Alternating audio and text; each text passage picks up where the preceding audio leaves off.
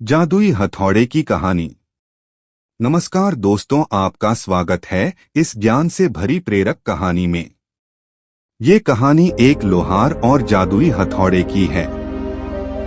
इसमें ये बताया गया है कि कैसे लोहार रामगोपाल की अच्छाई और साफ मन की वजह से एक साधु बाबा प्रसन्न होकर उसे जादुई हथौड़ा भेंट में देते हैं, जिसका सही तरीके से इस्तेमाल करके लोहार एक बड़ा और अमीर आदमी बन गया। लेकिन लोहार का इस बीच का सफर कैसा रहा और उसने एक सफल आदमी बनने के लिए कितनी मेहनत की, ये सब बातों को जानने के लिए कहानी को जरूर पढ़ें और ऐसी ही मजेदार कहानियों को पढ़ने के लिए हमसे जुड़े रहें। कहीं दूर एक मनसा नाम का गांव था, जहां पर रामगोपाल नाम का एक लोहार रहता था। उसका परिवार काफी बड़ा था और इसी वजह से उसे कई बार उनका पेट पालने के लिए दिन रात काम करना पड़ता था। हमेशा की तरह काम पर जाने से पहले उसने इस बार भी अपनी बीवी से उसके खाने के डिब्बे को बांधने के लिए कहा। उसकी बीवी जब खाने का डिब्बा लाई तो रामगोपाल ने कहा, आज मुझे आने में देर हो जाएगी, रात में आ पाऊंगा। इसके बाद वो अपने काम पर निकल गया। लोहार के काम के रास्ते में एक जंगल भी पड़ता था। जब उस दिन वह जंगल से गुजर रहा था तो उसे कोई आवाज सुनाई देती है। यह आवाज कहां से आ रही है, यह देखने के लिए रामगोपाल थोड़ा करीब गया तो उसने देखा कि एक साधु भगवान का जप कर रहा था और हंस रहा था। ये देखकर रामगोपाल ने हैरानी से पूछा, आप ठीक हैं? रामगोपाल उस साधु को पहचानता नहीं था, लेकिन उस साधु बाबा ने उसे उसके नाम से पुकारा और कहा, आ जाओ रामगोपाल बेटा, मुझे तुम्हारा ही इंतजार था। मुझे बहुत भूख लगी है, अपने डिब्बे से खाने को कुछ दे दो। अपना नाम बाबा से सुनकर लोहार बहुत हैरान था, लेकिन उसने अपना खाने का डिब्बा बिना किसी सवाल जवाब के साधु को दे दिया। कुछ ही देर में साधु ने डिब्बे का सारा खाना खत्म कर दिया। उसके बाद बाबा ने रामगोपाल से बोला, बेटा मैंने तुम्हारा सारा भोजन खा लिया, अब तुम क्या खाओगे? मुझे क्षमा कर दो। रामगोपाल ने बोला, कोई बात नहीं बाबा, मैं काम पर जा रहा हूँ तो वहीं कुछ खा लूंगा। इसके बाद साधु ने रामगोपाल को खूब सारा आशीर्वाद दिया और उपहार के तौर में उसे एक हथौड़ा दिया। रामगोपाल ने बोला, आप आशीर्वाद दीजिए बस, मैं इस हथौड़े का क्या करूंगा, इसे आप अपने पास रखिए। साधु ने रामगोपाल से बोला, बेटा इसे मामूली हथौड़ा मत समझो, ये एक जादुई हथौड़ा है जिसे मेरे गुरु ने दिया था और अब मैं ये तुम्हें दे रहा हूँ। मैं तुम्हें इसलिए ये हथौड़ा दे रहा हूँ क्योंकि तुम अच्छे इंसान हो और मन के साफ हो। इस हथौड़े का प्रयोग तुम अच्छे काम के लिए करना और कभी भी इसे किसी के हाथ नहीं लगने देना। ये सब बोलकर बाबा वहां से गायब हो गए। फिर रामगोपाल उस हथौड़े को लेकर काम पर निकल गया। जब उसने औजार बनाना शुरू किया तो तभी उसने सोचा, इस जादुई हथौड़े का प्रयोग करता हूँ। उसने उस हथौड़े का इस्तेमाल लोहा पीटने के लिए किया और लोहे को जैसे ही मारा वो सीधा औजार बन गया। दूसरी बार मारने पर वह बर्तन में तब्दील हो गया। रामगोपाल को विश्वास हो गया कि वो एक जादुई हथौड़ा है। वो जो भी बनाने के लिए सोचता था बस लोहे पर मारने से वो सीधा बन जाता था। जब से जादुई हथौड़ा रामगोपाल के पास आया तब से उसका काम जल्दी होने लगा और वह जल्दी घर चला जाता था। इसी तरह से रामगोपाल का काम हर दिन जल्दी खत्म होने लगा और कई बार बर्तन बनाकर वो बाजार में गांव के लोगों को बेचकर भी आ जाता था। ऐसा करते करते उसके घर के हालात सुधरने लगे। एक दिन गांव के मुखिया उसके घर पहुंचे और उन्होंने रामगोपाल से कहा, हम सभी गांव वालों को शहर जाने में वक्त लग जाता है, क्या तुम अपने हथौड़े से पहाड़ को तोड़कर एक रास्ता बना सकते हो? अगर रास्ता बन गया तो शहर जाने में कम समय लगेगा। मुखिया की बात के लिए रामगोपाल ने हामी भर दी और अपने हथौड़े से उस पहाड़ को तोड़ दिया। रास्ता निकल जाने की वजह से मुखिया और गांव वाले बहुत खुश हुए और इसके लिए रामगोपाल की बहुत प्रशंसा की। जब लोहार पहाड़ तोड़ने के बाद वापस घर लौट रहा था, तभी उसके दिमाग में एक ख्याल आया कि इस हथौड़े से भले ही मेरा काम जल्दी हो रहा है, लेकिन इससे मुझे कुछ ज्यादा फायदा नहीं हो पा रहा है। इसी वजह से वह उदास होकर घर जाने के बजाय जंगल की तरफ चला गया। जंगल में जाते वक्त उसे एक बार फिर वही साधु बाबा मिले। लोहार ने बाबा को अपनी सारी परेशानियां बताई। इसके बाद साधु ने कहा, तुम इसका इस्तेमाल सिर्फ औजार और बर्तन बनाने और पहाड़ तोड़ने के लिए ही नहीं कर सकते, बल्कि तुम इसके इस्तेमाल से कुछ भी बना सकते हो और इससे मुश्किल चीज को भी आसानी से तोड़ा जा सकता है। साधु ने रामगोपाल को जादुई हथौड़े का सही तरह से इस्तेमाल करना सिखाया, जिसके बाद रामगोपाल ने बहुत पैसे कमाए। रामगोपाल लोहार एक बहुत बड़ा और अमीर आदमी बन गया। अभी भी उसे जब भी जादुई हथौड़े की जरूरत पड़ती है तो वह उसका उपयोग कर लेता है। जादुई हथौड़े की इस कहानी से हमें ये सीख मिलती है कि हमारे पास कोई भी वस्तु हो, उसका सही तरीके से इस्तेमाल करना चाहिए, तभी आपको फायदा होगा। यदि आपके पास जो चीज है उसकी कीमत आप नहीं समझते हैं, तो आपका मेहनत करना व्यर्थ है। यह कहानी पंचतंत्र कहानियों में आती है, जिसमें यही बताया गया है कि हमारे पास जो कुछ भी है, यदि हम उसका उपयोग ठीक से करते हैं तो उससे हमें बहुत लाभ हो सकता है। जादुई हथौड़े की इस कहानी में अपने पास मौजूद वस्तु का सही तरह से इस्तेमाल करना सिखाया गया है, तभी उससे आपको फायदा होगा। साथ ही एक अच्छा और साफ दिल वाला इंसान बनने की कोशिश करें, ताकि आपके साथ भी अच्छा हो। व्यक्ति के पास जो संसाधन हो उसे उसकी कदर करनी चाहिए और उसका बेहतर तरीके से इस्तेमाल करना चाहिए। जब तक आप सही ढंग से अपनी वस्तु का उपयोग सही ढंग से नहीं करेंगे तो आपको अपनी मेहनत का फल नहीं मिलेगा। इस कहानी का ये निष्कर्ष निकलता है कि यदि आप अच्छे इंसान हैं तो ऊपर वाला भी किसी भी रूप में आपकी मदद करने के लिए हमेशा तैयार रहता है। जैसे रामगोपाल लोहार की मदद के लिए साधु बाबा को भेजा गया। उनके दिए जादुई हथौड़े के कारण ही लोहार के घर की स्थिति बदली और वो एक अमीर आदमी बना। साथ ही यदि आपके पास कोई खास वस्तु है तो उसका सही तरीके से उपयोग करना भी आना चाहिए, तभी आपको सफलता मिलेगी। दोस्तों, जीवन का असली आनंद क्या है प्रेरणादायक कहानी में। नमस्कार दोस्तों, आपका स्वागत है इस ज्ञान से भरी कहानी में। एक किसान अपने गांव की परेशानियों से बहुत दुखी था। किसी ने उसे अपने दुखों के निवारण के लिए बुद्ध की शरण में जाने को कहा, जो कुछ दिनों के लिए यहाँ से कुछ दूर एक गांव में आया है, वह निश्चय ही तुम्हारे सब दुखों का निवारण करेगा। यह सुनकर किसान बड़ी इच्छा से बुद्ध की शरण में गया।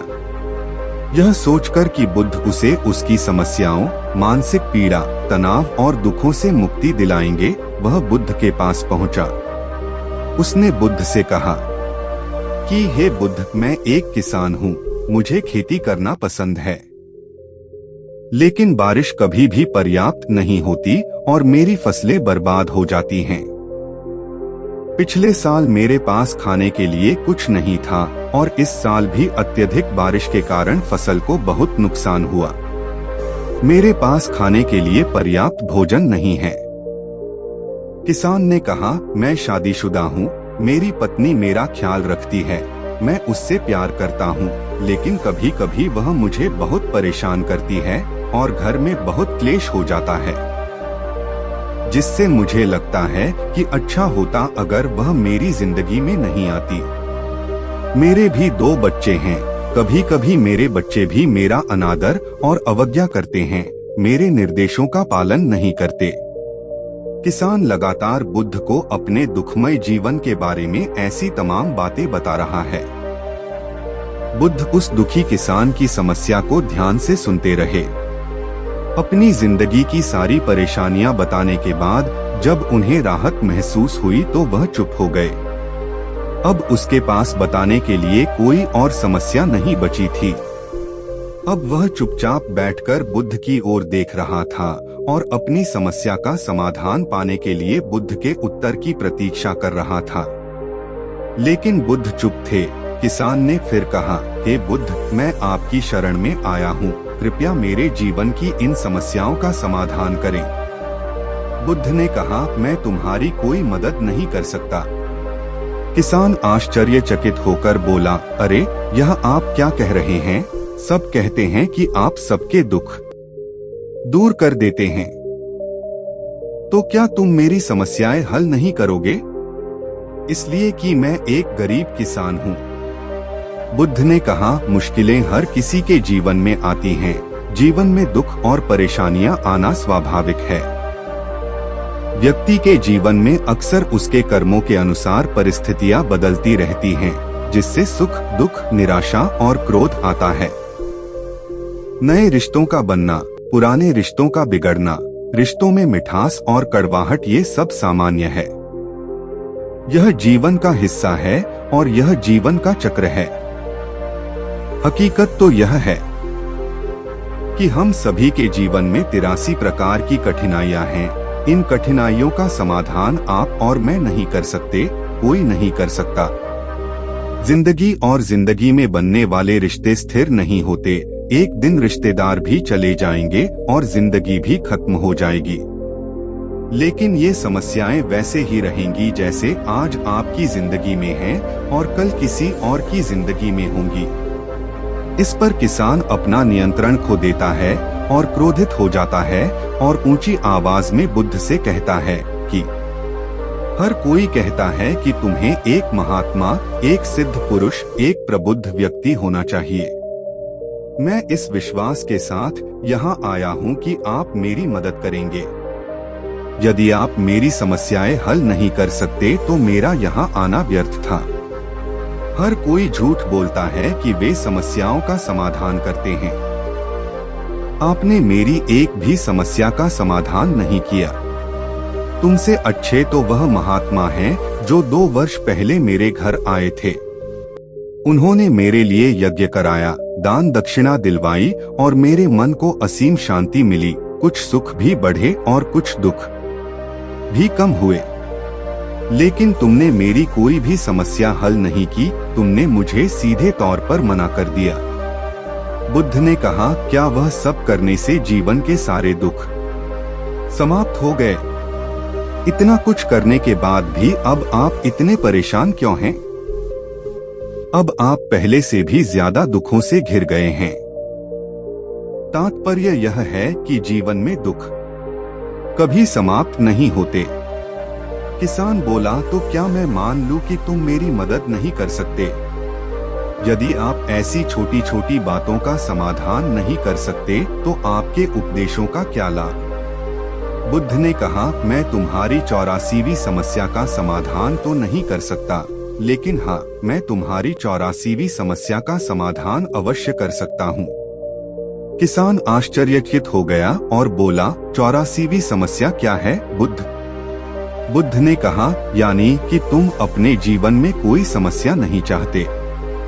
आपकी सारी समस्याएं इसी समस्या के कारण उत्पन्न हुई हैं। यदि आप इस तथ्य को स्वीकार कर लें कि जीवन में समस्याएं मौजूद हैं और समस्याएं जीवन का हिस्सा हैं, तो आप जीवन की समस्याओं से विचलित नहीं हो पाएंगे। आप जीवन में आने वाली समस्याओं से विचलित हो जाते हैं क्योंकि आपको लगता है कि आप दुनिया के सबसे दुखी व्यक्ति हैं, जबकि सच्चाई यह है कि हर किसी को अपना दुख सबसे ज्यादा महसूस होता है। लेकिन जिस दिन आप यह समझने लगेंगे कि मेरा कष्ट अन्य लोगों की तुलना में बहुत कम है, उस दिन से कोई भी दुख आप पर प्रभाव नहीं डाल पाएगा। जब तक आप नहीं चाहेंगे कि आपके जीवन में कोई परेशानी न आए और आप हर दुख दर्द से बचे रहें, तो यह संभव नहीं है। ऐसे में छोटा सा दर्द भी आपको बेचैन कर देगा और आपकी मानसिक शांति भंग कर देगा। अगर आपके जीवन से परेशानियां पूरी तरह से दूर हो जाएं, अगर आपको हर दिन हर पल बिना दुख और कठिनाइयों के जीवन जीने को मिलेगा तो आप ज्यादा दिन तक ऐसा नहीं जी पाएंगे। एक समय आएगा जब आप हर दिन एक ही तरह की जिंदगी जीने से पूरी तरह से तंग आ जाएंगे और ऊब जाएंगे, क्योंकि जीवन में किसी भी चीज की अधिकता जीवन के लिए भयानक समस्याएं पैदा करती है। आरामदायक जीवन जीने से आप मन और शरीर दोनों से विकलांग हो जाएंगे। तो ऐसे जीवन का क्या फायदा जो बाद में आपको नर्क जैसा जीवन जीने पर मजबूर कर दे। जिस तरह खाना खाने का असली आनंद तभी मिलता है जब बहुत भूख लगी हो, और पानी पीने का असली मजा तभी आता है जब बहुत प्यास लगती है, उसी तरह जीवन के तमाम दुखों और परेशानियों को झेलने के बाद ही खुशी का आनंद मिलता है। इसीलिए जीवन में सुख और दुख अलग अलग रूप में आते रहते हैं। हम चाहकर भी जीवन से सुख दुख को खत्म नहीं कर सकते, लेकिन उनसे इतना ऊपर जरूर उठ सकते हैं कि कोई भी बड़ी समस्या मन को विचलित न कर सके। इसके लिए अपने मन को शक्तिशाली बनाएं, धैर्य रखें, प्रतिदिन आध्यात्म का ध्यान करें, ज्ञान बढ़ाओ। यह आपके जीवन की सभी समस्याओं का समाधान है। इसे जीवन की चतुर्मुखी समस्या का समाधान कहा जाता है। महात्मा बुद्ध का यह अद्भुत ज्ञान पाकर किसान संतुष्ट हो गया और उसका मन बिल्कुल हल्का हो गया। मन में जो समस्याएं परेशान कर रही थीं, उनके प्रति जिज्ञासा शांत हो गई। किसान ने अपनी आंखें बंद कर लीं और आनंद का अनुभव करने लगा। किसान को समझ आ गया कि वह अब तक क्या गलती कर रहा था और वह बुद्ध के चरणों में गिर गया। दोस्तों, ये कहानी आपको कैसी लगी कमेंट करके बताएं और अपने दोस्तों के साथ शेयर करें।